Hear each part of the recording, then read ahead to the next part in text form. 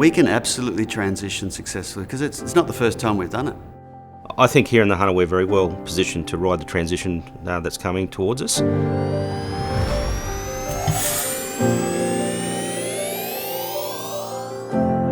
Mining has left us a wonderful legacy. Mining will be here for a good while to come, but the legacy that is left with infrastructure, in particular a solid rail network, a transmission system, generation capability, a really strong university.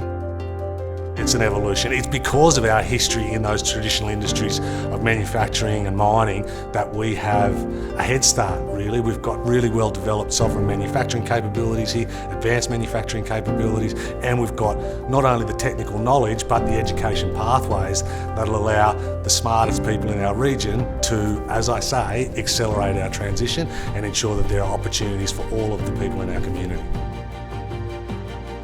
This transition isn't really far off from what we do, and we have all the skills that we need in order to make it happen.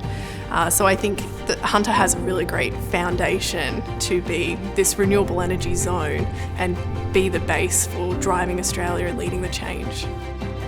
I actually think innovation's in the DNA of the Hunter, and on this whole transition and diversification journey, we've got the DNA, we've got the skills, we can actually do this.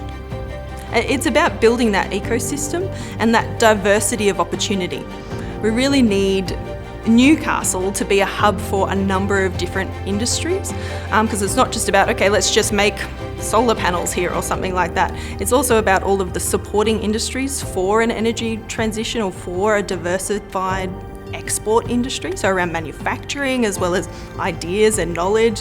What I see in the Hunter and what I've seen in the last, say, 5 years in the development of the Hunter is it's primed as much as potentially no other region I've seen in the world that has an opportunity. And I think importantly, a desire from the local community to do this. The Hunter has one of the best opportunities, not least in Australia, but globally, to make a considerable difference. I think we are in a fantastic position to be able to utilise our resources, both our human-based, natural and energy resources, to be part of that transition and to set up the industries for the future.